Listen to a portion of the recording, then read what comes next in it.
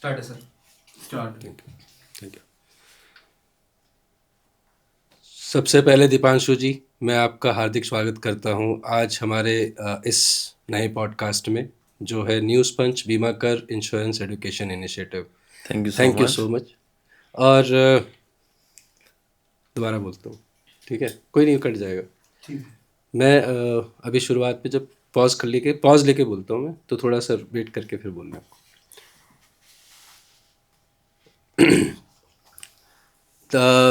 Thank you Deepanshu जी। आप हमारे नए पॉडकास्ट के सीरीज़ जो है न्यूज़ पंच और बीमाकर एजुकेशन इंश्योरेंस एजुकेशन इनिशिएटिव, इसमें टाइम निकाल कर आज आप आए। मैंने अभी पिछले 3-4 महीनों पहले जो आपके हेल्थ इंश्योरेंस पे पॉडकास्ट आए थे, उसको बहुत बहुत आराम से, बहुत तल्लीनता से देखा। उसमें लोगों के कमेंट भी आए हुए थे, लोगों के बहुत सारे प्रश्न थे। उन सभी प्रश्नों पे आज हम बात करने वाले हैं। तो थैंक यू सो मच, मैं आपका हार्दिक स्वागत करता हूँ। Thank you so much for inviting us again. और जो भी क्वेश्चंस हैं, we are happy to answer all of them. जी, तो हेल्थ इंश्योरेंस में सबसे पहले जो लास्ट टाइम आपका पॉडकास्ट था, health insurance is a game changer, और बहुत अच्छा पॉडकास्ट था। पहले तो आपको हार्दिक शुभकामनाएं। आपने you so बहुत much. अच्छा उनसे, उस पॉडकास्ट से मुझे लगता है कि हम सभी ऑडियंस का, हम आम जनता का बहुत सारे क्वेश्चन के आंसर्स आपने उसमें कर दिए थे। लेकिन फिर भी मैं अभी एक एग्जांपल देता हूँ आपको। मेरे एक मित्र हैं, आईटी क्षेत्र में हैं, करीब 25-30 लाख रुपए की उनकी तनख्वाह होगी। ओके। उनके पास में अपना कंपनी का इंश्योरेंस है, और वो कवर्ड हैं अच्छे से ग्रुप इंश्योरेंस लेके। तो उनसे बात चल रही थी, ऐसे ही आपका पॉडकास्ट की चर्चा हो रही थी, आपका रील देख रहे थे, तो बोले ये देखो ये क्या पागलपन है, ज़बरदस्ती हमसे पैसा खर्च करवा रहे हैं। अरे मेरी कंपनी में सारा कुछ कवर्ड है। तो ऐसे लोगों के लिए आप क्या कहना चाहेंगे? उनको इंश्योरेंस अलग से लेना ज़रूरी है, या उनका ग्रुप इंश्योरेंस या इन सब चीज़ों से काम चल सकता है? इस पे थोड़ा बताएं। ओके। देखो, सबसे पहले मैं किसी की बुराई नहीं करना चाहूँगा। कंपनी का इंश्योरेंस या ग्रुप इंश्योरेंस भी प्रॉपरली वर्क करता है जैसे बाकी इंश्योरेंस वर्क करते हैं। थोड़ा सा फ़र्क यहाँ आ जाता है बस कि वो कब वर्क करेगा और कब नहीं वर्क करेगा। अक्सर थोड़ा बहुत चैलेंज जो हमने ऑब्जर्व किया है, देखा है विद आवर एक्सपीरियंस, कि कंपनी के इंश्योरेंस में और पर्सनल इंश्योरेंस में फ़र्क ये है टाइमलाइन का। Personal insurance life time renew दोबारा करते हैं। ग्रुप इंश्योरेंस, इधर देख लेता हूँ मैं। हाँ मतलब कैमरा में, हाँ, इधर ही देखना है। कोई नहीं, या मैं एंगल चेंज कर लेता हूँ। सो ग्रुप इंश्योरेंस अगर किसी के पास है, वो कवर्ड है और अच्छा खासा कवरेज उसके पास में है, बड़ी कंपनीज में है और टीपीए में वो कवर्ड है, तो उसको क्या अलग से हेल्थ इंश्योरेंस लेना ज़रूरी है? और अगर नहीं ज़रूरी है या ज़रूरी है, तो उसके फ़ायदे और नुकसान क्या है? क्योंकि मेरे कुछ दोस्त हैं जो ज़बरदस्ती इसको एक अलग से बर्डन मानते हैं, क्योंकि वो कवर्ड है, उनका काम चल रहा है, ऐसा कुछ हेल्दी भी है, जिम भी जाते हैं, प्रोटीन भी पीते हैं, लेकिन वो आज तक उनको समझ नहीं आया कि इन दोनों में डिफरेंस क्या है। पिछले वाले पॉडकास्ट में आपने इस पे थोड़ा सा प्रकाश डाला था कि हेल्थ इंश्योरेंस लेना क्यों ज़रूरी है, लेकिन मेरे पास तो इंश्योरेंस है, तो फिर मैं क्या, मुझे अलग से लेना चाहिए? ये हमारी ऑडियंस जो है, जो वर्किंग क्लास ऑडियंस है, एक मिडिल क्लास, आप समझ लीजिए, सबसे बड़ी बात ये है, एक एक रुपया जोड़ जोड़ के बचाते हैं, तो इंश्योरेंस खरीदना उनके लिए एक अलग से एक्सपेंस की तरह काउंट होता है जब उनके पास ऑलरेडी इंश्योरेंस है। तो इस पे आप ईएसआई भी होता है, लेकिन उस पर हम बाद में बात करेंगे। पहले आप ये ग्रुप इंश्योरेंस, क्योंकि बहुत बड़ी हमारी ऑडियंस जो है Yes, of course. वो इस वाले सेगमेंट से आती है जो ग्रुप इंश्योरेंस में कवर्ड होती है, तो इस पे आप थोड़ा सा बताएं। सी, मेरे भी कुछ फ्रेंड्स हैं, बहुत सारे इनफैक्ट फ्रेंड्स हैं जो कहीं ना कहीं कॉर्पोरेट जॉब्स करते हैं, उनके पास भी कंपनी से इंश्योरेंस है। बट स्टिल मैं सबको रिकमेंड करता हूँ कि एक अपना पर्सनल इंश्योरेंस, रिटेल इंश्योरेंस जिसको हम बोलते हैं, वो भी लेना चाहिए। फ़र्क यहाँ पे दोनों में है कंट्रोल का, कि खुद का इंश्योरेंस लिया हुआ रिटेल इंश्योरेंस पे कंट्रोल आपका खुद रहता है, जिसको आप लाइफ टाइम चला सकते हैं, हमेशा रिन्यू कर सकते हैं, हमेशा उससे फ़ायदा उठा सकते हैं। बट कहीं ना कहीं जो कॉर्पोरेट इंश्योरेंस हम लेते हैं, उस पर कंट्रोल एक एम्प्लॉय का या मेरा खुद का नहीं होता है, हमेशा कंपनी का रहता है। कंपनी उसमें अपने हिसाब से चेंजेस भी करती है। कंपनी अपने प्रीमियम के हिसाब से कुछ चीज़ें, कुछ फीचर्स ऐसे हैं जो इंपॉर्टेंट हैं, वो ऐड भी कर देते हैं, सब्ट्रैक्ट भी कर देते हैं। प्लस किसी की भी जॉब, मैं मानता हूँ हम सब लोग अपने कॉर्पोरेट वर्ल्ड में अपने जॉब्स में ग्रो करते हैं, ग्रो करना चाहते हैं। तो ग्रो करने के लिए सबसे कॉमन चीज़ देखी जाती है जॉब स्विच करना। तो जब कभी भी जॉब स्विच की जाती है, तो एक इंश्योरर को छोड़ के आप दूसरे इंश्योरर पे जाते हैं, एक कंपनी छोड़ के दूसरी कंपनी पे जाते हैं तो कहीं ना कहीं बहुत सारे चेंजेस देखे जाते हैं। नई कंपनी ने फॉर एग्जांपल ग्रुप इंश्योरेंस लिया ही नहीं है तो आपका रिस्क खत्म हो जाएगा। नई कंपनी का क्या पता बिजनेस उतना लंबा ना चले, वो कंपनी ही बंद हो जाए, आपको फिर जॉब चेंज करना पड़े। तो बहुत सारे फैक्टर्स की वजह से कहीं ना कहीं कभी ना कभी किसी ना किसी स्टेज पे लाइफ में हम इंश्योरेंस के बिना हो जाते हैं। अब इंश्योरेंस आज है, कल है, परसों है, नहीं है, ये सब चलता रहता है, बट जो रिस्क हम कैरी करते हैं डेली लाइफ में वो तो कभी नहीं रुकेगा। बीमारी पूछ के कभी नहीं आती है। क्या पता मैंने 5 साल तक कोई क्लेम नहीं लिया, मैं एक अच्छी कंपनी में था, बट खुदा ना खास्ता मेरा क्लेम तब आया जब मैंने जॉब चेंज किया, किसी स्टार्टअप में किया जहां शायद अभी ग्रुप इंश्योरेंस लिया भी ना हो। तो कहीं ना कहीं अपना कंट्रोल रखने के लिए हमें एक खुद की एक पॉलिसी होना ज़रूरी है। ये मैं आपकी रिंग नहीं आ रहा।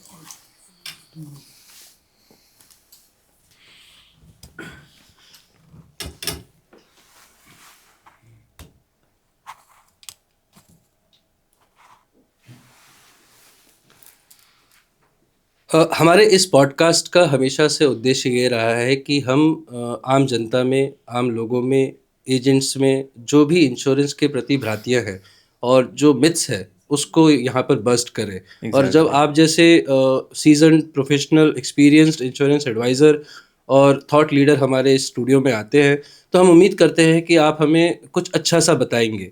जैसे कि अभी हमारी बात हो रही थी कि हम जैसे ही जॉब छोड़ते हैं तो हमारा जो ग्रुप इंश्योरेंस या जो हमारी कंपनी का इंश्योरेंस है वो कई बार कवरेज उसकी ख़त्म हो चुकी होती है, कई बार उसका टीपीए चेंज हो जाता है और कुछ बहुत सारी जो बेनिफिट्स हैं वो भी शायद उनको नहीं मिलते हैं। तो ऐसे में आप सलाह दे रहे हैं कि आदमी को हमेशा अपना हेल्थ इंश्योरेंस का पोर्टफोलियो भी बना के रखना चाहिए ताकि उसको कभी भी आने वाले टाइम में ज़रूरत पड़े तो अगर ग्रुप इंश्योरेंस कवर नहीं कर पा रहा है, जैसे अभी अभी पिछले पॉडकास्ट में भी आपने बताया था यूएस में ट्रंप ने कुछ 100% का हुक है, 100% टैरिफ लगा दिया, बहुत सारी कंपनीज में 5,000 10,000 लोगों की जॉब्स चली गई। जॉब चली अब वो जाती है। 30 40 50 लाख के जॉब वाले जब जॉब छोड़ते हैं तो जल्दी से जॉब मिलना भी बहुत मुश्किल होता है, फिर वो अपने स्टार्टअप की तरफ जाते हैं। गवर्नमेंट ने काफ़ी स्टार्टअप की स्कीम्स वगैरह लॉन्च की हुई है। एज अ थॉट लीडर और एज बीमाकर एडवाइज़र आप क्या सलाह देते हैं इन ऐसे सभी लोगों को कि ऐसी किसी भी परिस्थिति के लिए जॉब जाने की या जॉब लूज़ होने की कंडीशन में उनको किस तरह के हेल्थ इंश्योरेंस का पोर्टफोलियो बना के रखना चाहिए? क्या बेनिफिट उनको देखने चाहिए, काउंट इन करना चाहिए? आप फिट हैं, बहुत अच्छे चल रहे हैं, लेकिन आपको लगता है कि आप फिट हैं, कल क्या हो सकता है? क्या हॉस्पिटल्स के खर्चे बढ़ते जा रहे हैं? क्या कम हो रहे हैं? ओपीडी कैसे कवर होती है? ये छोटे-छोटे सवाल हैं जो हमारी ऑडियंस ने हमसे पूछे हैं। एग्जैक्टली। तो ले ऑफ्स अक्सर होते हैं, इंडियन कंपनीज हों चाहे बाहर की कंपनीज, सब जगह होते हैं। और ले ऑफ के टाइम पे ही हेल्थ इंश्योरेंस की नीड अक्सर लोगों को समझ में आती है, क्योंकि जब तक वो चल रहा होता है कोई उस पर ध्यान नहीं देता, जब नहीं होता है तभी सबसे ज़्यादा ध्यान उस चीज़ पे जाता है। तो हुक में अभी हमें इतना सब 5 क्वेश्चन वो पूछ लिया काट आपने लेगा, एक साथ, वो है ना, काट वो लेगा, कैसे काटेंगे? वो काट लेगा। मैं कंफ्यूज हो रहा हूँ कि कौन सा आंसर पहले दूँ। अच्छा, दोबारा कर रुको रुको, लेते नहीं आपका क्वेश्चन तो हो गया, सही है। कोई भी वन स्टार्ट कर ले। तो मेरा जो सजेशन मेरे सभी भाइयों, सभी दर्शकों के लिए है जो जॉब में है ना, छोटी बड़ी बहुत ऊंची पोस्ट पे हैं, सबसे मेरा एक ही सजेशन है कि कभी भी अपने ऑफिस के या कॉर्पोरेट इंश्योरेंस, ग्रुप इंश्योरेंस को प्राइमरी ना बनाएं, उसको सेकेंडरी लेके चलें। प्राइमरी इंश्योरेंस आपका, जिस पे आपका कंट्रोल हो, उसी को बनाएं, खुद से एक रिटेल पॉलिसी लेकर ही बनाएं। सेकेंड क्वेश्चन इसमें बहुत इंपॉर्टेंट ये आता है कि कितना कवरेज होना चाहिए, क्या फीचर्स होने चाहिए। तो अक्सर हम सब लोग जो एक फिट कैटेगरी में अपने आप को मानते हैं, हालांकि पता नहीं कौन कितना फिट है, कौन कितना नहीं है, बट जो भी यंग प्रोफेशनल्स हैं 30 35 40 साल की एज में, हम सबको लगता है हमें कोई बीमारी नहीं है, हम तो फिट ही हैं, एक नॉमिनल सा 2 4 5 लाख का इंश्योरेंस ले लेते हैं, काफ़ी रहेगा। पर जैसा आपने थोड़ी देर पहले बताया, आपके एक फ्रेंड हैं जो 25 30 लाख की जॉब करते हैं, उन्होंने 5 लाख का इंश्योरेंस लिया, बट इन्फ्लेशन इतना हो गया है, कॉस्ट इतनी बढ़ गई हैं, प्लस अनवांटेड खर्चे जब हॉस्पिटल में आ जाते हैं तो आराम से कोई भी बिल 7 8 10 लाख तक पहुंच जाता है। तो बहुत इजी, यहीं से कंटिन्यू करो ना। तो बहुत सिंपल तरीका ये है कि हम अपना कवरेज आज के हिसाब से लें, ना कि पहले के हिसाब से। मिनिमम बेयर मिनिमम जो इंडस्ट्री स्टैंडर्ड आजकल चल रहा है वो 10 लाख है। 10 लाख से शुरू कीजिए, और अगर आपको लगता है कि आप एक premium tier 1 city, metro city में रहते हैं, तो 15 या 20 लाख भी ज़्यादा नहीं है। भारत सरकार इंश्योरेंस और हेल्थ के उसमें बहुत ज़्यादा प्रयास कर रही है। अभी अभी रिसेंट बजट्स में माननीय फाइनेंस मिनिस्टर ने जीएसटी हटा दिया था हेल्थ इंश्योरेंस पे। आपको क्या लगता है, क्या ये सही समय है हेल्थ इंश्योरेंस खरीदने का? क्योंकि अब 18 से 20% की सीधी सीधी बचत हो रही है। क्या ये बेनिफिट लोगों को पास ऑन हो रहा है? ऑफ कोर्स ये बेनिफिट लोगों को पास ऑन हुआ है। The day it was announced, उसी टाइम से एक डेडलाइन आया था, डेट फिक्स हुई थी। उस डेट से सभी कंपनीज ने अक्रॉस द कंट्री सारे हेल्थ इंश्योरेंस पॉलिसीज से अपना जीएसटी हटा दिया है। अक्सर ऑब्वियसली मैं ये नहीं कहूँगा कि आज सही समय है लेने का, समय तो पहले भी था, बट जो लोग नहीं ले पा रहे थे, कहीं ना कहीं बजट कंस्ट्रेंट रहता था या किसी को महंगा लगता था, वहाँ पे एक 18% का डिस्काउंट या 18% कट लगना बहुत बड़ी बात है। तो इससे प्रीमियम सब्सटेंशियली काफ़ी कम हुए हैं, अफोर्डेबल बने हैं। तो आज हम शुरुआत एटलीस्ट कर सकते हैं, अगर हमने शुरुआत नहीं की है। आपके लास्ट पॉडकास्ट के कमेंट सेक्शन में कुछ कमेंट आए हुए थे। एक दो कमेंट मैं आपसे शेयर करना चाह रहा हूँ। ये प्रश्न है बेसिकली, एक Okay. एग्जांपल मैं आपको देता हूँ। मेरा परिवार है, मैं अभी 27 साल का हूँ, मेरी जॉब है और मैं प्राइवेट कंपनी में काम करता हूँ। मेरे पास ईएसआई का कवरेज है। मेरी अभी शादी होने वाली है और अगले 6 महीने में हो भी जाएगी। फिर मेरे को प्रेगनेंसी भी, मतलब बच्चे भी होंगे, मेरे माँ बाप हैं और मेरे एक भाई है घर के अंदर। तो इंश्योरेंस लेते वक्त क्या एड ऑन, किस तरह का पोर्टफोलियो या किस तरह के प्लान्स मुझे खरीदने चाहिए? सी इंश्योरेंस लेते वक्त हमेशा अपने डेमोग्राफिक्स हमें समझने चाहिए। क्या एज ग्रुप में मैं हूँ, क्या मेरा फैमिली साइज है, कौन कौन उसे उसमें मुझे कवर करना है। आने वाले टाइम में हो सकता है कुछ मेरी प्लान्ड चीज़ें हों, जैसे कि अभी आपने मेंशन किया maternity, something which everybody plans around 30, 35 और 25 एज। शादी के 1, 2, 3 साल में सबको ज़रूरत पड़ती है। तो ऑब्वियसली एक young professional like 27 years of age जो आपने मेंशन किया, उनको पॉलिसी लेते वक्त ये ज़रूर ख्याल रखना है कि उनके पॉलिसी में मैटरनिटी कवरेज मिले, क्योंकि मैटरनिटी कवरेज भी आज के टाइम पे 1 लाख, 1.5 लाख, 2 लाख तक पहुंच जाता है, जो कि काफ़ी बड़ा खर्चा होता है। तो मैटरनिटी कवरेज वो रखें, एक अच्छा खासा सम इंश्योर्ड वो लेके रखें, क्योंकि 3 लोग या 4 लोग के लिए अगर हम एक पॉलिसी सोच रहे हैं आज, तो आने वाले टाइम में 10 लाख, 15 लाख भी कम ही पड़ेगा। तो शुरुआत 10 लाख से कर सकते हैं, आने वाले टाइम में उसको बढ़ाते हुए 15 या 20 लाख तक जाएं। ये बहुत अच्छी बात कही है आपने। मुझे आप एक चीज़ पे और बताएं। आयुष्मान भारत भारत सरकार का एक प्रयास है जो सभी लोगों को 5 लाख, किसी किसी किसी राज्य में 10 लाख है, किसी में 3 लाख है, तो 5 लाख एक एवरेज कवरेज वो देता है। अगर आयुष्मान भारत में पूरे सभी भारत के लोग कवर्ड हैं तो हेल्थ इंश्योरेंस लेने का क्या तुक है? देखो, बहुत अच्छी योजना है जो भारत सरकार के द्वारा लागू की गई है, बट हर योजना में भी कुछ इफ एंड बट्स होते हैं। इस योजना में भी कुछ पॉइंट्स हैं ऐसे जो अक्सर लोगों को नहीं पता है, जिनकी वजह से हम हमेशा अवेल नहीं कर सकते हैं उस चीज़ को। सबसे बेसिक चीज़, आयुष्मान कार्ड सिर्फ उन लोगों के लिए है जो बिलो पॉवर्टी लाइन है, कहीं ना कहीं उन्हीं को ये चीज़ अवेल करने के लिए सरकार ने ये योजना लेके आए हैं। दूसरी चीज़, इसमें लिमिटेशन इस तरह के हैं कि बहुत कम हॉस्पिटल्स ही पार्टिसिपेट कर रहे हैं खुद से इस योजना में। मोटा मोटा अगर हम देखें तो गवर्नमेंट हॉस्पिटल्स हैं या बहुत लिमिटेड एक प्राइवेट हॉस्पिटल्स हैं। अगर हम टीयर 1, 2, 3 सिटीज़ में रहते हैं, है ना, वहाँ पे हम हमेशा गवर्नमेंट हॉस्पिटल से पहले अपना रुख करते हैं प्राइवेट हॉस्पिटल की तरफ। और प्राइवेट हॉस्पिटल्स में अभी तक पेनिट्रेशन इस योजना का नहीं हुआ है, जिसकी वजह से ट्रीटमेंट में भी लिमिटेशंस हैं, अवेलेबिलिटी ऑफ डॉक्टर्स में भी लिमिटेशंस हैं। और बहुत बेसिक प्लान है ये, जिसमें आप जो आज के हिसाब से फीचर्स जो हम एक्सपेक्ट करते हैं, जो हम चाहते हैं हमारे प्लान्स में होने चाहिए, वो सब नहीं है।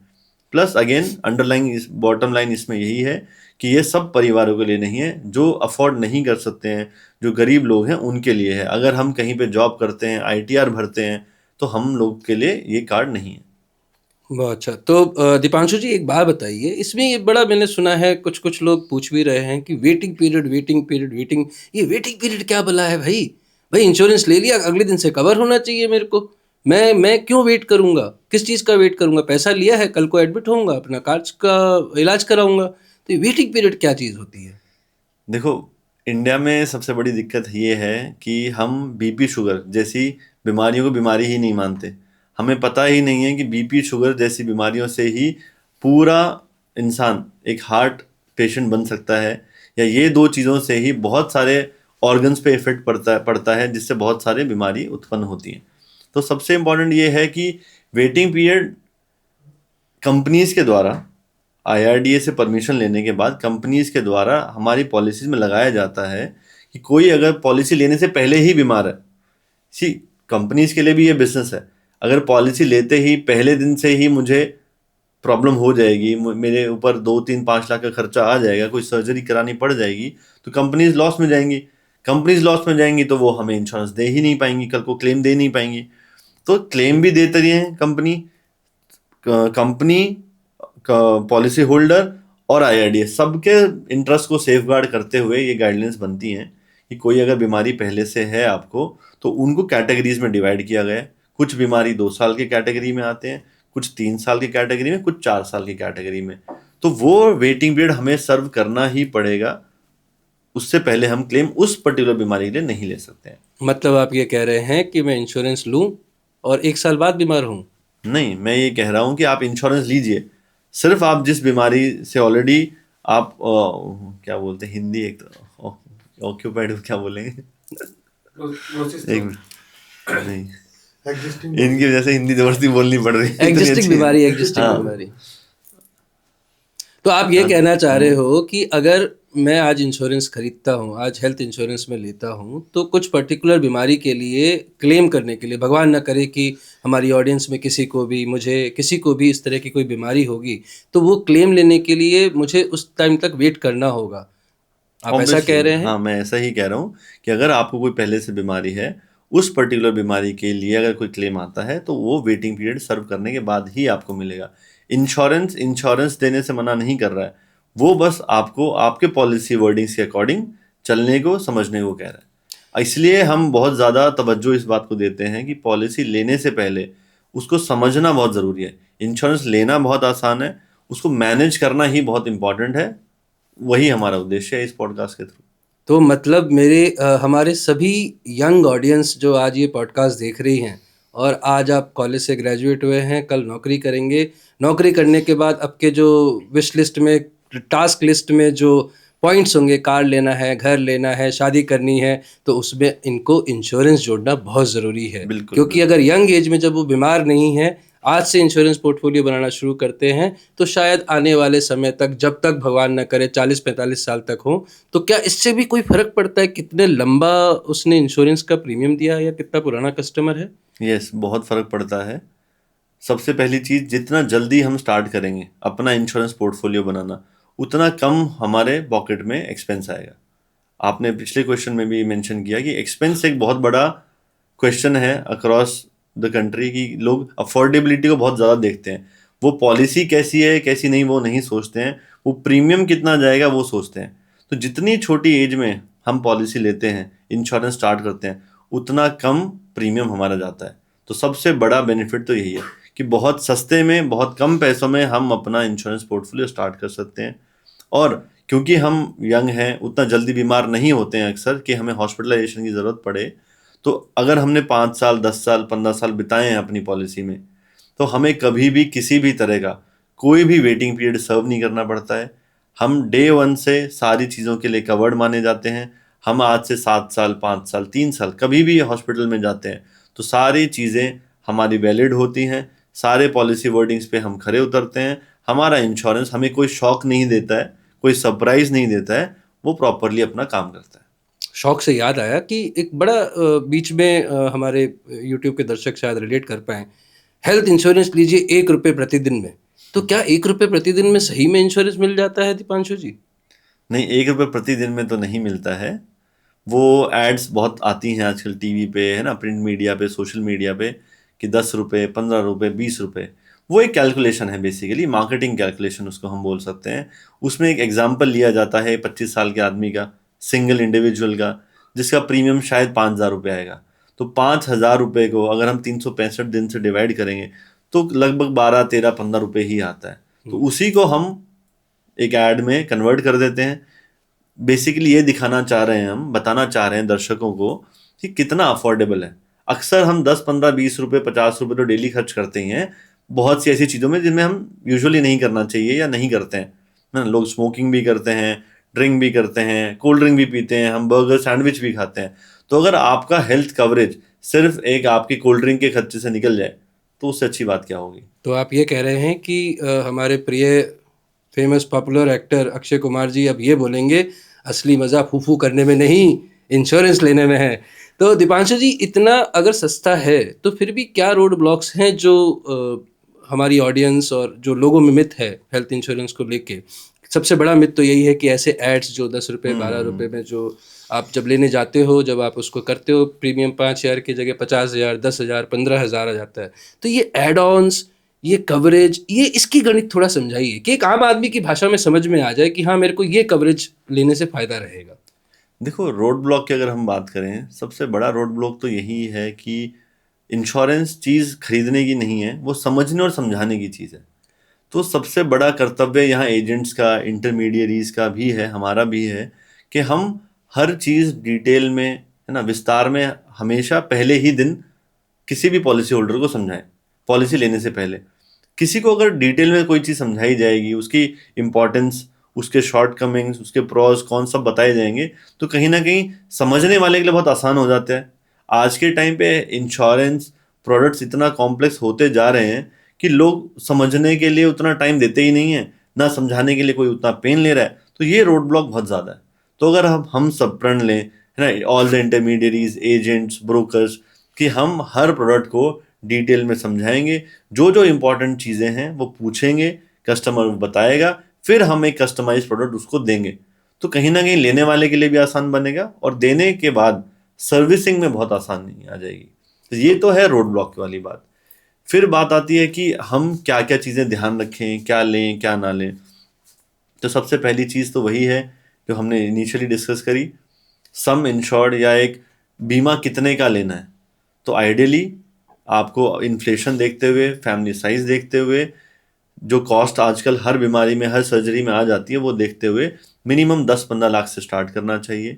उसके बाद अगर हमें कोई भी प्रॉब्लम है ना, बीपी है, शुगर है, कहीं दर्द भी है, कोई सर्जरी मैंने कराई है, कोई एक्सीडेंट कभी मेरा हुआ, कभी मेरे को फ्रैक्चर हुआ, कोई रॉड डल गई, छोटे से छोटी, बड़ी से बड़ी चीज़ हमें डिस्क्लोज करनी चाहिए, जिससे कि कभी भी हमें इंश्योरेंस लेते वक्त शॉक ना लगे, कोई सरप्राइज ना मिले, हॉस्पिटल में हमें स्ट्रेस अलग से ना आ जाए। ऑलरेडी हम अपनी चीज़ों से स्ट्रेस्ड होंगे, इंश्योरेंस को लेके कोई स्ट्रेस ना आए। तो डिस्क्लोजर बहुत इंपॉर्टेंट है। एक बढ़िया एफिशिएंट सफिशिएंट सम इंश्योर्ड लेने की बहुत ज़्यादा ज़रूरत है, और एक अच्छी कंपनी का प्लान चूज करने की बहुत ज़रूरत है, जिसके लिए आपको एक अच्छे इंटरमीडियरी की भी ज़रूरत है। तो आप हमेशा प्रोडक्ट लेने से पहले, पॉलिसी लेने से पहले 1, 2, 3 लोगों से डिस्कस करें, जो आपको सब चीज़ें अच्छे से समझाएं, उससे आप जुड़ें और उनसे पॉलिसी लें। एक बहुत बड़ा सेगमेंट है दीपांशु जी जो अभी भी इंश्योरेंस, हेल्थ इंश्योरेंस से एटलीस्ट, क्योंकि कार इंश्योरेंस तो गवर्नमेंट ने कंपलसरी कर रखा है, लेकिन हेल्थ इंश्योरेंस कंपलसरी नहीं है। तो बहुत बड़ा सेगमेंट है, छोटे छोटे व्यवसायी, बिजनेसमैन हैं, दुकान वाले हैं, छोटी नौकरी करने वाले हैं, जिनकी हम अभी बात कर ही रहे थे, ये लोग भी इंश्योरेंस ले नहीं पाते हैं। रीज़न एक ही होता है कि एक भरोसा, एक ट्रस्ट या एक अच्छा प्रपोजल नहीं आता। क्योंकि यहाँ पे हमारे यहाँ पे बहुत देखने की बात होती है कि अगर जीजा जी ने लिया है तो फिर मैं शायद ले लूँ, लेकिन जीजा जी ने ही नहीं लिया तो बताने वाला कोई है नहीं। तो बीमा कर का इस पॉडकास्ट के माध्यम से हमेशा से कोशिश यही रही है कि हम आम लोगों को इंश्योरेंस की ज़रूरत समझाएं कि ज़रूरी क्यों है इंश्योरेंस लेना, जो आपने बहुत अच्छे से बताया। मुझे सिर्फ ये जानने में बहुत ज़्यादा दिलचस्पी है, और ऑडियंस को भी होगा, ऑडियंस रिलेट कर पाएगी। इंश्योरेंस तो मैंने ले लिया सर, आपने कहा 10 लाख का मैंने इंश्योरेंस ले लिया, ऑनलाइन का ज़माना है, ऐड देखा, क्लिक किया, वहाँ पे गया, मैंने देखा प्रीमियम सबसे सस्ता प्रीमियम इसका आ रहा है, मैंने उसमें उठा के अपनी समझ के हिसाब से, अब तो एआई का भी ज़माना आ गया है, तो एआई में मैंने देखा भाई मेरी एज ये बताओ कौन सा इंश्योरेंस लूँ, उसने आपको बताया, मैंने जाके ले लिया। तो एजेंट्स जो धीरे धीरे कम होते जा रहे हैं, लोग उनसे थोड़ा बच रहे हैं, ऑनलाइन पे ज़्यादा भरोसा कर रहे हैं, एजेंट्स पे कम कर रहे हैं। तो एक पहला प्रश्न मेरा ये है कि एजेंट्स और इंटरमीडिएटरीज जो पर्सनल टच है वो कहाँ तक, किस हद तक काम आता है? या तो वो खाली ऐसा डिस्काउंट के उसमें है कि हाँ भाई मेरे को अगर अच्छा एजेंट डिस्काउंट जहाँ से मिलेगा वहाँ मिल जाएगा, क्या ये आफ्टर क्लेम या आफ्टर इंश्योरेंस में कवरेज दिलाने में, क्लेम कराने में, ऐसा कोई आपका एक्सपीरियंस है? आप शायद अभी ऑफ द रिकॉर्ड्स बता भी रहे थे कि आपका यहाँ पे एक गंगाराम हॉस्पिटल में एक पेशेंट थे जिनको आपने रात भर उठ के जो है परेशान मतलब हेल्प किया था। तो वो उस बारे में थोड़ा बताएं, कोई किस्सा बताएं ऐसा जहाँ पे एजेंट ने बहुत अच्छी, या आप जैसे एडवाइजर हैं तो आप कैसे हेल्प करते हैं, एजेंट्स का रोल क्या होता है सर? सी एजेंट्स का रोल सबसे ज़्यादा ज़रूरी होता है इस पूरे प्रोसेस में, है ना। सिर्फ पॉलिसी सेल करने से लेकर उसको आफ्टर सेल सर्विस देना बहुत ज़रूरी है, क्योंकि छोटे से छोटे प्रोडक्ट में हम टीवी लाते हैं, फ्रिज लाते हैं ना, कहीं भी अगर कोई सर्विस ओरिएंटेड चीज़ है तो उसमें सर्विस देना पड़ता है।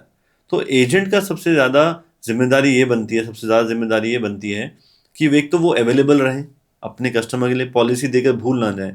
अक्सर लोगों की कंप्लेंट आती है कि हमारा एजेंट तो बस तभी दिखा था जब पॉलिसी लेनी थी, उसके बाद दिखा ही नहीं है। तो रेगुलर रिन्यूअल्स कराना बहुत इंपॉर्टेंट है।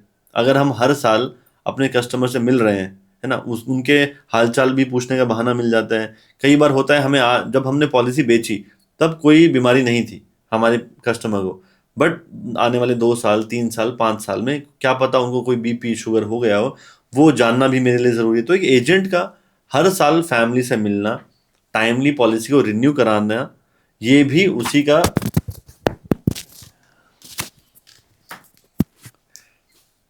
तो टाइमली मिलना, हर साल कस्टमर से मिलना, पॉलिसीज़ को रिन्यू कराना, ये भी हम उत्तरदायित्व अक्सर एजेंट का ही होता है और होना भी चाहिए, क्योंकि आफ्टर सेल सर्विस वही देता है जिसने सेल की है। हॉस्पिटल्स में होता क्या है कि राउंड द क्लॉक सर्विस चाहिए होती है। 24 घंटे में कभी भी आप बीमार पड़ सकते हैं, कभी भी हॉस्पिटल जा सकते हैं। तो जो ऑनलाइन वाली हम बात कर रहे थे कि एआई से हम पूछ के पॉलिसी ले सकते हैं, किसी वेबसाइट पे गए, somethingbazaar.com पे हम गए, पॉलिसी ले ली, बट क्या वहाँ पे 24/7 कस्टमर केयर अवेलेबल है कि नहीं है, प्लस कस्टमर केयर कितना मुझसे अटैच्ड है कि नहीं है, वो कितना पर्सनली समझ के, है ना, इस चीज़ को लेगा या नहीं लेगा, कितनी बार वो मेरे क्लेम के लिए ना एक स्टेप एक्स्ट्रा लेगा या 10% एक्स्ट्रा एफर्ट डालेगा। तो वहाँ पे अक्सर हमारी ज़रूरत पड़ती है, अक्सर एजेंट का पर्सनल टच ही काम आता है। यूजुअली फैमिलीज़ में देखा जाता है कि मेंबर्स भी बढ़ जाते हैं। पहले हम अकेले थे, शादी होती है, फिर बच्चे होते हैं, तो जैसे जैसे लोग बढ़ते हैं इंश्योरेंस की इंपॉर्टेंस बढ़ती है, उसकी वैल्यूएशन बढ़ती है, वो पोर्टफोलियो दोबारा से हमें रिवाइज करना पड़ता है। तो यहाँ भी पर्सनल टच काम आता है, ठीक है। अक्सर विद टाइम प्रीमियम्स भी बढ़ते हैं, तो कस्टमर्स की अफोर्डेबिलिटी भी हमें देख के चलना है, कस्टमर्स की फीचर्स, वैल्यू फॉर मनी भी हमें देख के चलना है। तो ये सब चीज़ पॉसिबल तभी है अगर कहीं ना कहीं एक ह्यूमन टच, पर्सनल टच मेरा मेरे क्लाइंट्स के साथ रहेगा। स्पेशली क्लेम वाली बात जो आपने बताई, गंगाराम हॉस्पिटल में हमारे कस्टमर थे जो रात को 7:30-8 बजे के आसपास एडमिट हुए। अब उनकी पॉलिसी में क्या है कि प्राइवेट कंपनीज फिर भी एक हद तक 24/7 सपोर्ट देती हैं। गवर्नमेंट कंपनीज हैं, उनका टाइमिंग के हिसाब से 9 से 6 तक मोस्टली चलता है। क्लेम पास भी नेक्स्ट डे होता है, क्लेम फाइल भी नेक्स्ट डे होता है अगर रात को चीज़ें चल रही हैं। तो कहीं ना कहीं अगर एक एजेंट अच्छा है, उसकी जान पहचान अपनी कंपनी में, अपनी ब्रांच में, अपने मैनेजर से, बहुत सारे एग्जीक्यूटिव्स होते हैं जिनसे है, तो वो अपने पर्सनल टच से, अपनी दोस्ती यारी से काम चीज़ें करा लेता है, पुश कर पाता है, रिक्वेस्ट कर पाता है। वो कहीं ना कहीं क्लेम फंस रहा अगर होता है, कोई क्वेरी उसमें आती है, कोई क्वेश्चन कंपनी पूछती है, तो उसको समझने और समझाने में हेल्प करता है। फिर आइडियली एक हॉस्पिटल को भी गाइड करते हैं, टीपीए डेस्क से भी बात करते हैं, जहाँ पे हम बताते हैं कि आप ये क्वेरी का ये फलाना रिप्लाई कर दीजिए, जिससे क्लेम पास होने में आसानी हो जाती है। सो दैट नेक्स्ट मॉर्निंग जब ऑफिस खुले, सारे क्वेरीज का आंसर हो चुका हो, सारा प्रोसेस स्मूथ हो जाए और क्लेम इजीली पास हो जाए। तो एक एजेंट का रोल डे 1 से लेके जब तक पॉलिसी रहेगी तब तक हमेशा रहता है। एक बहुत ज़्यादा जो चैलेंज आता है कि मैंने इंश्योरेंस लिया हुआ है और मैं हॉस्पिटल में गया, मैं अचानक हाईवे पे हूँ, भगवान ना करे अचानक हाईवे पे हूँ और खुदा ना खास्ता मेरे साथ कुछ होता है, तो मैं वहाँ हॉस्पिटल में जाता हूँ, अपना इंश्योरेंस दिखाता हूँ, तो हॉस्पिटल बोल देता है कि नहीं भैया हम ये कैशलेस तो नहीं करेंगे। तो ऐसे कंडीशन में आप एक कस्टमर को यानी एक पेशेंट को क्या एडवाइस करेंगे कि उन्हें क्या करना चाहिए? इमरजेंसी के केसेस में क्या होता है? देखो, इमरजेंसी के केस में भी फर्स्ट चीज़ यही है कि हम अपने एजेंट एडवाइजरी या इंटरमीडियरी से कनेक्ट करें पहले। हम ट्राई करें ये जानने की कि मेरे पॉलिसी में, मेरे एरिया में या जिस भी एरिया में मैं फंस गया हूँ, वहाँ आसपास 10, 15, 20 किलोमीटर में कोई कैशलेस हॉस्पिटल है या नहीं है।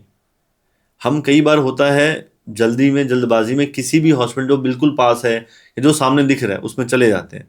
बहुत ज़्यादा चांसेस हैं वहाँ पे आपके इंश्योरेंस कंपनी का टाई अप नहीं होगा, तो आपको रीइंबर्समेंट में जाना पड़ेगा, पहले बहुत सारा पैसा खुद खर्च करना पड़ेगा। तो ये सब से बचने के लिए हमें ज़रूरी है कि हम अपने एजेंट से, एडवाइज़र से कनेक्ट करें या हम ऑनलाइन चेक करें कि आसपास में कैशलेस हॉस्पिटल मेरे पॉलिसी का कौन सा है। उसके लिए ऑब्वियसली आपके पास खुद की पॉलिसी होनी चाहिए। तो जो मैं बात कर रहा था कि पॉलिसी को मैनेज करना बहुत इंपॉर्टेंट है, तो मैनेजमेंट यहीं से स्टार्ट होती है कि मैंने कोई पॉलिसी ली तो क्या वो मेरे पास फ़ोन में हैंडी है या नहीं है, ईमेल में है या नहीं है। तो अगर मेरे पास पॉलिसी हैंडी है तो मैं खुद भी चेक कर सकता हूँ या मैं अपने एडवाइज़र से बात करके एक कैशलेस हॉस्पिटल ढूंढ सकता हूँ, मैं वहीं पे जा सकता हूँ। और अगर किसी ऐसी सिचुएशन में हम हैं जहाँ पे हम हॉस्पिटल गए, कैशलेस नहीं है, तो फिर रिम्बर्समेंट का प्रोसेस ही हमें आजमाना पड़ेगा। रिम्बर्समेंट भी 100% सक्सेसफुल है, ऐसा नहीं है कि वो गलत है। सिर्फ उसमें हमें हमारे पॉकेट पे पहले एक्सपेंस करना पड़ता है पॉकेट से। वो एक थोड़ा सा ट्रबल सम मोमेंट हो जाता है हर किसी के लिए, बिकॉज हर किसी के पास उतने पैसे नहीं होते हैं जितना हॉस्पिटल में रिक्वायर्ड होती है। सो सभी ऑडियंस के लिए मेरा एक बहुत अच्छा दीपांशु जी से अभी समझ में आया है मुझे कि आप कुछ करें ना करें, अपने फ़ोन में अपने पास जैसे गाड़ी के पेपर रखते हैं, अपना आरसी रखते हैं, अपना लाइसेंस रखते हैं, अपने इमरजेंसी कॉन्टैक्ट में अपने परिवार वालों के नंबर रखते हैं, अपने इंश्योरेंस के पेपर्स भी अपने साथ हमेशा कैरी करें, फ़ोन में कैरी करें। अपने अब तो drive, Google mail, Gmail drive सब पे आप उसको डाल के रख सकते हैं। कार्ड आते हैं कई हेल्थ इंश्योरेंस कंपनीज के, वो कार्ड को क्रेडिट कार्ड की तरह आप अपने फ़ोन में रख सकते हैं। और इमरजेंसी कॉन्टैक्ट में अपने इंश्योरेंस एडवाइज़र का नंबर ज़रूर सेव करके रखें। ये आज का सबसे बड़ा जो टेक अवे है इस पॉडकास्ट का, वो है कि आप कभी भी इमरजेंसी बोल के नहीं आती। हेल्थ इंश्योरेंस आपको लेना उतना ही ज़रूरी है, लेकिन सबसे ज़्यादा ज़रूरी है उसको अपने पास उसकी डिटेल्स रखना, ताकि कभी भी परिवार में आपके ऊपर कुछ भी इमरजेंसी आए तो आप उससे अपने कैशलेस ट्रीटमेंट करवा सकें। दीपांशु जी, इससे एक प्रश्न और आया, अभी आजकल ना हॉस्पिटल 5 स्टार, 7 स्टार, 3 स्टार हो गए हैं, रूम की अलग अलग कैटेगरीज आ गई हैं, डॉक्टरों की अलग अलग कैटेगरीज आ गई हैं, फलाने से सर्जरी कराओगे तो इतना पैसा लगेगा, फलाने रूम में जाओगे तो इतना पैसा लगेगा।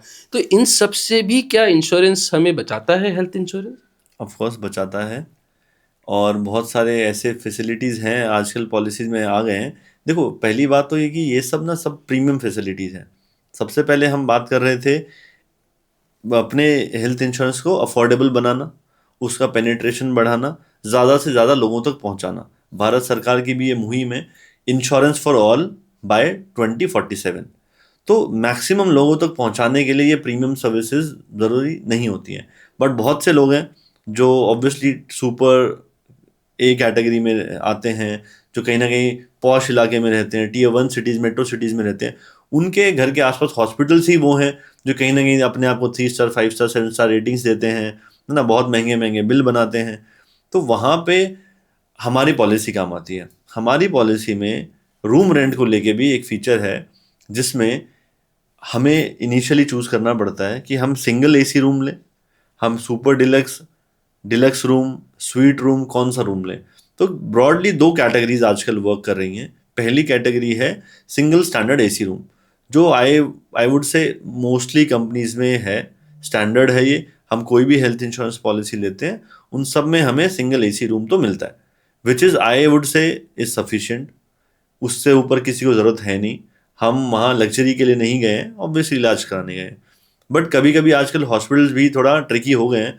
वो बोलते हैं कि सिंगल रूम अवेलेबल नहीं है, रूम तो डिलक्स ही मिलेगा, सुपर डिलक्स मिलेगा। तो अगर ऐसी सिचुएशंस हमें लगता है फेस होती हैं या हमें इनसे बचना है, तो दूसरी जो कैटेगरी ऑफ रूम्स आती है विच इज़ एनी रूम करके भी एक फीचर आती है। अगर वो हम अपनी पॉलिसी में ऐड करेंगे, थोड़ा सा प्रीमियम उसका एक्स्ट्रा जाता है, तो हम ये सब चीज़ों से बच सकते हैं। तो आप ये मैं आजकल मेट्रो सिटीज़ में हम रहते हैं, हमारे दर्शक बॉम्बे में भी रहते हैं, बेंगलोर में भी रहते हैं, पूना में भी रहते हैं, दिल्ली एनसीआर में भी आपने देखा ही है। हॉस्पिटल में जाना ही अपने आप में एक बहुत बड़ा खर्चा हो गया है। राइट। मैं बहुत सरल शब्दों में आपसे ये जानना चाहता हूँ, एक आम भाषा में, लेमैन लैंग्वेज में आप मुझे ये बताओ कि मैं हॉस्पिटल अगर जाऊँ तो जैसे एम्बुलेंस का खर्चा हो गया, ओपीडी का खर्चा हो गया, टेस्ट का खर्चा हो गया, ब्लड लेना है, तो क्या ये सब चीज़ें भी इंश्योरेंस में कवर होती हैं? Yes, of course.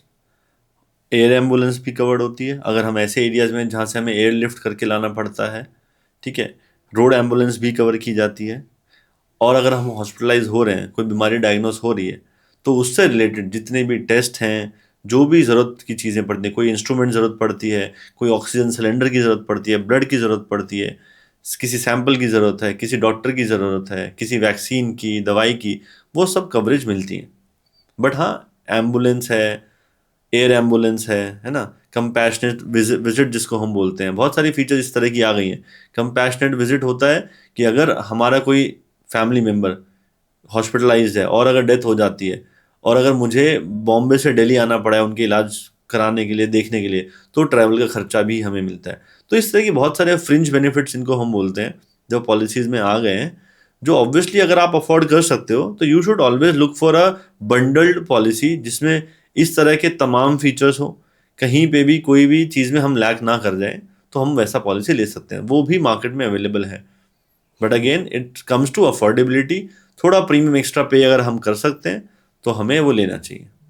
बहुत से किस्से मैंने सुने हैं और देखे भी हैं इन दिनों आजकल, क्योंकि 2025 ऐसा साल रहा है जब बहुत हादसे हुए हैं, और 2020 कोविड के आने के बाद तो आए दिन कोई डांस करते हुए गिर गया, कोई दौड़ते हुए गिर गया, कोई जिम जाते हुए गिर गया।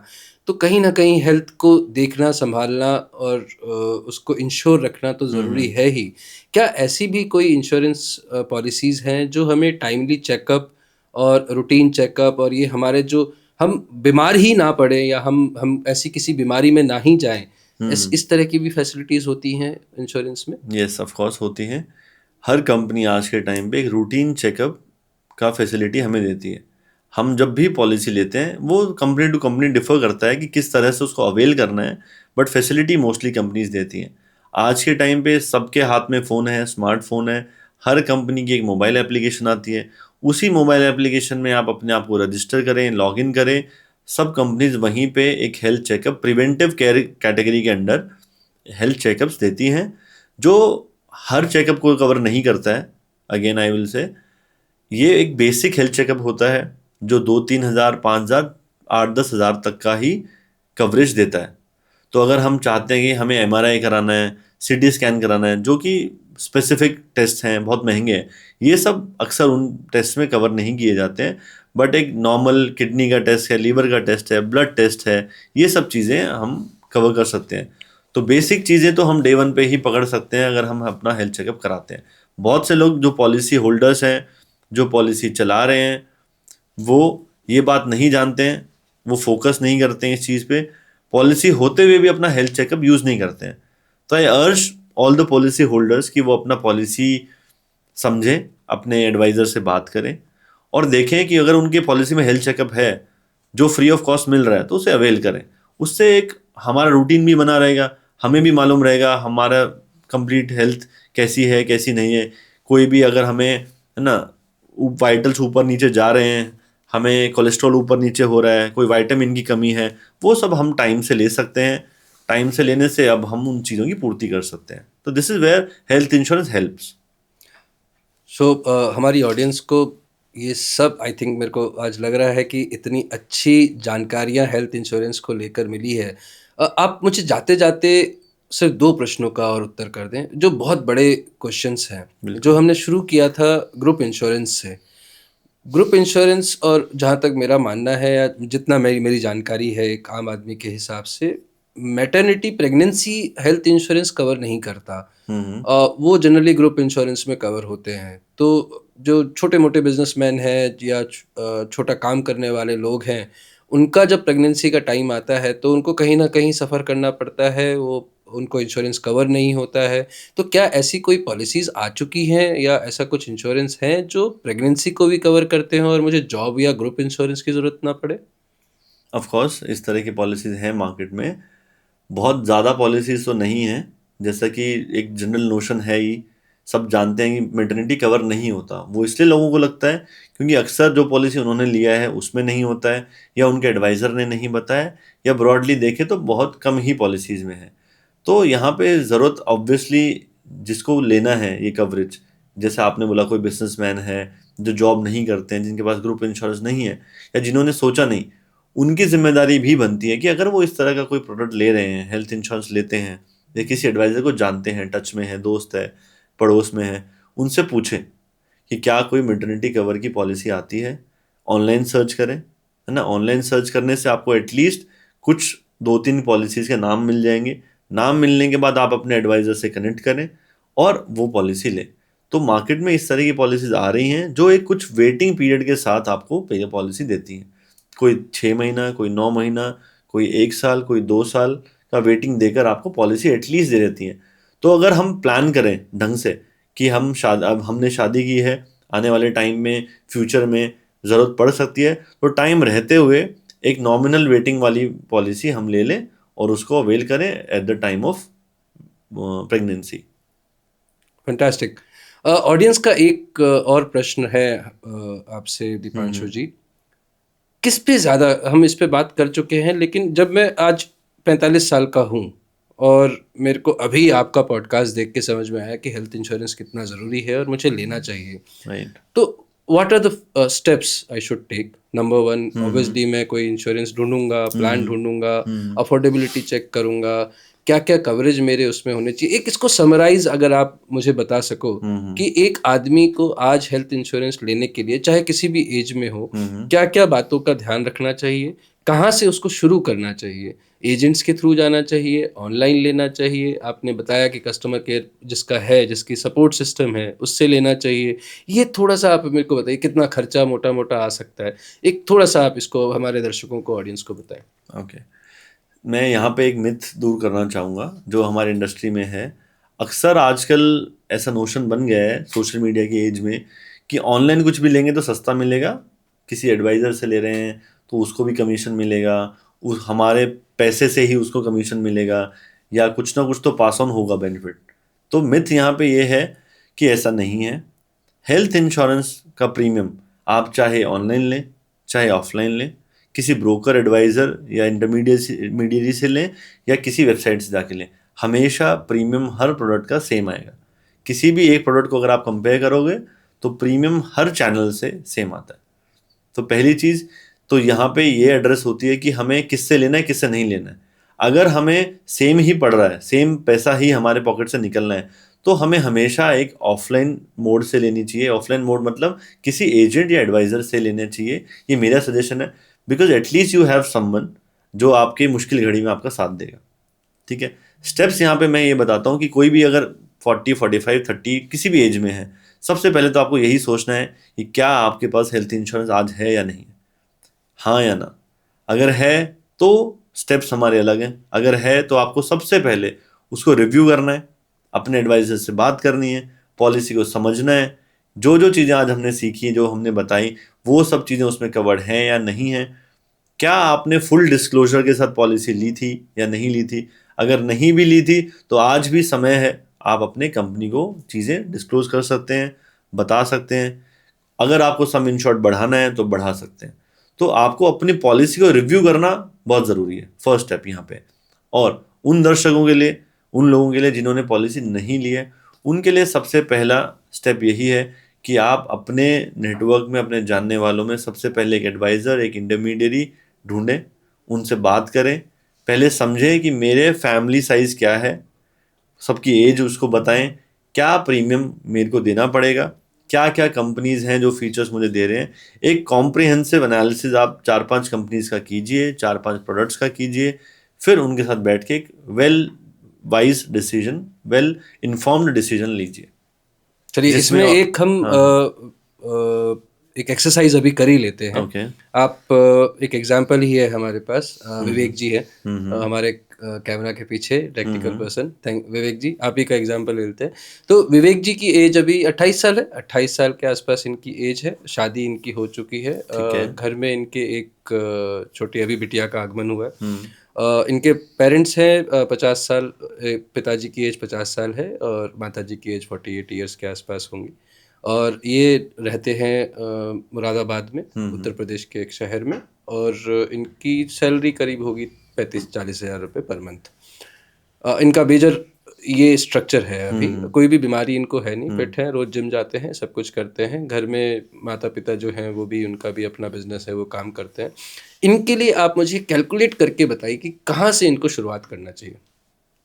कैलकुलेट कैसे करें, फोन से? अरे वैसे ही निकाल आप प्रीमियम, हाँ मतलब आपका तो इतना एक्सपीरियंस हो गया है, तो आप एक मोटा मोटा 28 साल के इस फैमिली बैकग्राउंड के लिए अगर वो एजेंट के पास जाए तो उनको किन बातों का ध्यान रखना चाहिए, क्या प्रीमियम उनका मोटा मोटा आएगा, क्या उनको कवरेज देखना चाहिए, सम इंश्योर्ड कितना लेना चाहिए, उनको कौन से एड ऑन्स लेने चाहिए, इस पे आप थोड़ा सा बताएं। जैसे कि आपने बताया है ना, विवेक जी के परिवार में 5 लोग हैं, माता पिता और 3 लोग ये खुद। तो अक्सर मैं हेल्थ इंश्योरेंस पॉलिसी में ये एंडोर्स करता हूँ कि पेरेंट्स की पॉलिसी के साथ अपनी पॉलिसी मर्ज ना करें। पेरेंट्स की एज क्योंकि ज़्यादा है, तो जो 28 साल 27 साल का है, विवेक जी 27-28 साल के हैं, इनके पॉलिसी प्रीमियम पे भी पेरेंट्स की पॉलिसी प्रीमियम, उसका एज का फ़र्क पड़ेगा, इम्पैक्ट पड़ेगा, जिससे कि इनको भी महंगा प्रीमियम देना पड़ सकता है। इसलिए मैं हमेशा सजेस्ट करता हूँ कि पेरेंट्स, क्योंकि वो हस्बैंड वाइफ हैं, इनफ है, इन एज अ फैमिली, उन दोनों का इंश्योरेंस हमें अलग लेना चाहिए और इन तीनों का अलग लेना चाहिए। तो पेरेंट्स के लिए अगेन मैं बोलूँगा कि 10 लाख का इंश्योरेंस हम शुरुआत करें। अगर जैसा कि आपने बताया सब स्वस्थ हैं, जिम जाते हैं, फिट हैं ना, अंकल आंटी को भी कोई बीमारी नहीं है, तो 10 लाख लेने से, शुरुआत करने से ये फ़ायदा है कि क्लेम अगर हमें 1-2-3 साल नहीं लेते हैं तो हमें नो क्लेम बोनस मिलता है, जिसकी वजह से वो ऑटोमेटिकली पॉलिसी 10 से 20 लाख 30 लाख तक की हो जाती है, जो कि आज के हिसाब से सफिशिएंट है। सिमिलरली विवेक जी को अपना, अपनी बिटिया का, अपनी वाइफ का, तीनों का एक फैमिली फ्लोटर प्लान लेना चाहिए, मिनिमम 10 लाख। इनका जैसा कि आपने बताया यूपी से, बुलंदशहर से रहते हैं, वहाँ के पिन कोड के हिसाब से अगर हम देखें, जो जोन बी कैटेगरी में आता है, zone A categories tier 1 cities, tier 2, tier 3 cities zone B और सी में डिवाइड की गई हैं। बहुत सारी कंपनी ने ऐसा किया है। तो हम ईजिली अपने एडवाइजर के साथ बैठ के ये समझ सकते हैं कि किस कंपनी ने किस प्रोडक्ट में इस तरह से किया है, जोन बेस्ड प्राइसिंग। तो जोन बेस्ड प्राइसिंग से प्रोडक्ट सस्ता हो जाता है, पहली चीज़। तो विवेक जी अपने फैमिली के लिए एक अफोर्डेबल प्रीमियम ले सकते हैं। उसमें अगर ये 10 लाख अपने फैमिली का लें, अभी एक बच्चा है, उसमें मैटरनिटी प्लान को भी ये देखें, तो बहुत सारी कंपनीज हैं, जैसे स्टार हेल्थ है, नीवा बुपा है, HDFC है, ICICI है, ये सब में एक मैटरनिटी प्लान आता है। तो ऑन एवरेज अगर मैं अपने एक्सपीरियंस से बताऊं, 10 लाख की पॉलिसी 3 लोगों के लिए, जिसने मैं मैटरनिटी भी कवर की हो, तो 22 से 23 हज़ार रुपये इनके पिन कोड के हिसाब से आएगा। और यही बात अगर हम पेरेंट्स के लिए करें, जो हस्बैंड वाइफ हैं 48 एंड 52 है ना, who are again from the same pin code, same address, तो उनका प्रीमियम समवेयर अराउंड 40,000 आएगा। बिकॉज हेल्थ इंश्योरेंस में एज के साथ साथ रिस्क भी बढ़ता है, तो कंपनी का प्रीमियम भी बढ़ता है। तो इसको ऐसे समझते हैं कि विवेक भैया आप बुरा मत मानना, तो इसको ऐसे समझते हैं कि 22,000 रुपये देकर 1 साल सिक्योर रहना, और खुदा ना खास्ता अगर कुछ भी गड़बड़ हो जाए, एक्सीडेंट हो जाए, कोई भी बीमारी हो जाए, कुछ भी हो जाए, आजकल नॉर्मली एक हॉस्पिटल में अंदर जाने का खर्चा ही लाख रुपए हो जाता है, तो ये उससे भी सेफ गार्ड करेगा, आप ये कह रहे हो। और 60,000 रुपये में, क्योंकि माता पिता की एज बढ़ती जा रही है, 40,000, 40 और 20-22 दोनों का, 60,000 में पूरी फैमिली जो है 20 लाख 10-10 लाख रुपए के लिए इंश्योर हो जाती है, और वो एकदम टेंशन फ्री रह के अपनी लाइफ को आगे जी सकते हैं, प्रेगनेंसी भी प्लान कर सकते हैं, मैटरनिटी भी उसमें कवर हो जाएगी। तो ये हर साल कराना ज़रूरी होता है कि ऐसा भी होता है कि आप 2-3 साल का, 5 साल का एक साथ भी ले सकते हैं? देखो फीचर्स आजकल हैं इस तरह से कि आप 1 साल का प्रीमियम दे सकते हैं, 2 साल का भी एक साथ दे सकते हैं, और 3 साल का भी एक साथ दे सकते हैं। 3 से ज़्यादा अभी नहीं है। तो 3 साल या 2 साल का प्रीमियम जब हम देते हैं हमें कुछ डिस्काउंट भी मिलता है, बट अगर हम 2 साल या 3 साल का प्रीमियम एक साथ दे रहे हैं तो थोड़ा सा वो कॉस्टली आज पड़ सकता है, बट इफेक्टिवली वो थोड़ा सस्ता पड़ता है। तो अगर हमारे को अलाउ करता है हमारी पॉकेट तो हम वो ले सकते हैं। तो आप ये प्रोविजन है, यस यस, ये हम प्रोविजन 3 है। साल का इकट्ठा लेके श्योर हो सकते हैं। बिल्कुल बिल्कुल। अभी जैसे मैंने कहीं पे देखा था कि आप इंश्योरेंस, मान लीजिए अभी जैसे विवेक जी की ही बात करें, विवेक जी की सैलरी है, इतने सारे खर्चे भी हैं, अब उसमें 60,000 रुपया एक साथ निकालना थोड़ा मुश्किल हो जाता है, हर किसी के लिए मुश्किल हो जाता है। तो इसमें ईएमआई वगैरह की भी कोई फैसिलिटी होती है या मंथली हम पे कर सकते हैं हेल्थ इंश्योरेंस में? जहाँ तक मुझे पता है, ऑडियंस को भी शायद ये मिथ होगा कि इंश्योरेंस एक साथ ही पे करना पड़ता है, और ये भी एक रीज़न है कि हम लोग इंश्योरेंस नहीं ले पाते हैं। राइट राइट, ऑफ कोर्स ये प्रोविजन है। हेल्थ इंश्योरेंस में हाफ ईयरली और क्वार्टरली और मंथली प्रीमियम्स भी जाते हैं। मंथली प्रीमियम थोड़ा टीडियस टास्क हो जाता है, हर महीने भरना है ना, हर बार डेट याद रखना, और अगर हम उसको ऑटोमेटिक भी करेंगे, अपने अकाउंट से लिंक करते हैं, तो भी कभी कभी होता है कि बैलेंस ऊपर नीचे हो गया। तो मेरा सजेशन ये है कि हाँ, अगर अफोर्डेबल हमें इसे बनाना है अपने लिए, खुद के लिए, तो हाफ ईयरली सही रहता है, या क्वार्टरली, उससे नीचे ना जाए। तो क्वार्टरली, हाफ ईयरली और ईयरली, ये 3-4 ऑप्शन अच्छे हैं। और क्रेडिट कार्ड पे भी तो आप क्रेडिट ईएमआई ले कार्ड पे तो आप सकते हैं, ईएमआई पे बना ही करके, सकते हैं, क्रेडिट बिल्कुल कार्ड बिल्कुल। करके। आई हाँ, थिंक कुछ ये आपने बजाज बहुत फिनसर्व। अच्छा मेंशन किया कि हम क्रेडिट कार्ड यूज करके ईएमआई अगर बनाते हैं, उससे 2 फायदे होते हैं। पहली चीज, कंपनी को एक बार में पूरा पैसा चला गया, जिससे कि हमारी हेल्थ की कवरेज पूरी की पूरी डे 1 से स्टार्ट होगी।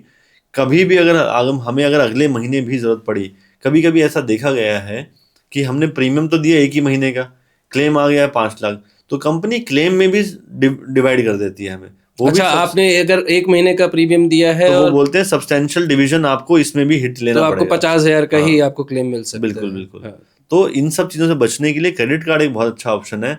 अपना यार दोस्त का किसी का भी अरेंज करके हम पूरा प्रीमियम कंपनी को दे दें, अपना हेल्थ इंश्योरेंस हम सेफ गार्ड कर लें, कार्ड से फिर हम ईएमआई एनीवे बना सकते हैं। तो वो हम चाहे मंथली बनाए, चाहे हम 6 महीने का बनाए, चाहे 3 महीने का बनाए। और ये सब रास्ते मेरे हिसाब से इंश्योरेंस एजेंट बड़े अच्छे से बता पाते हैं देखो, आप पर्सनली के इतना साथ। गहराई में मुझसे बात कर रहे हैं, बात होते होते ये सब चीज निकल रही हैं। तो सिमिलरली हर कोई अगर अपने एजेंट से बात करे, खुल के बताए, है ना, अपने पॉकेट के बारे में बताए, अपने फैमिली स्ट्रक्चर के बारे में बताए, घर में क्या सुख है क्या दुख है सब शेयर करे, तो सब कुछ अच्छे से हो ही जाता है और भारत अल्टीमेट। तो है भी देश मिलने मिलाने का बिल्कुल बिल्कुल। और सब गम साझा करने का।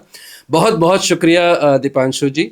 और आप हमारे साथ फिर से आए इस पॉडकास्ट में, और बीमा करके इस इंश्योरेंस एजुकेशन इनिशिएटिव में हेल्थ इंश्योरेंस पे आपने चर्चा की। बहुत सारी बातों पे आज हमारी बात हुई, और आगे भी हम इन सब मुद्दों पे बात करते रहेंगे। हमारा प्रयास एक ही है कि हम लोगों के साथ में सभी लोगों को, जो प्रधानमंत्री श्री नरेंद्र मोदी का विज़न है, भारत सरकार का एक टारगेट है कि इंश्योरेंस फॉर ऑल बाय 2047, तो राइट। तभी तक सब लोग भारत में इंश्योरेंस से कवर्ड हों। बाहर के देश, विकसित देश, जितने भी डेवलप्ड नेशंस हैं, कंट्रीज़ हैं, सब में इंश्योरेंस जो है वो मैंडेटरी है, सब लोग लेके रखते हैं। और क्योंकि वहाँ पे भी खर्चे बहुत होते हैं, और धीरे धीरे आते हुए टाइम में हम देख ही रहे हैं कि हॉस्पिटल के खर्चे कितने बढ़ते जा रहे हैं। पिछले 5 सालों में हमने देखा फिट से फिट आदमी भी जो है वो बीमार पड़ जा रहा है।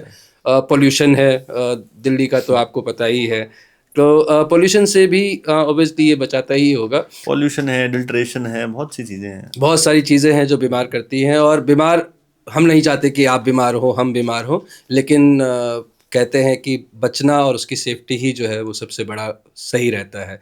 तो थैंक यू सो मच।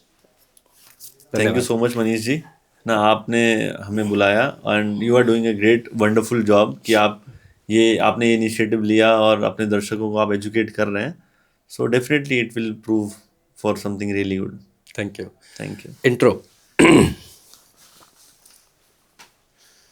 थोड़ा सेंटर में आ है ना।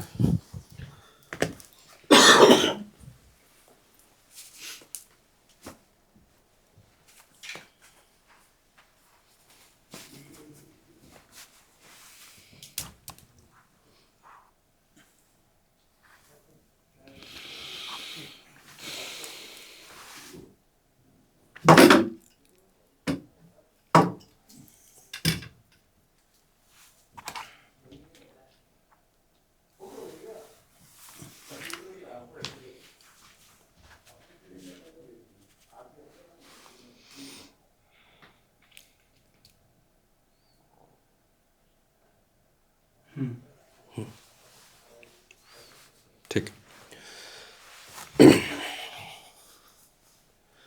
नमस्कार, प्रणाम, गुड आफ्टरनून। नए साल की आप सभी को हार्दिक शुभकामनाएं।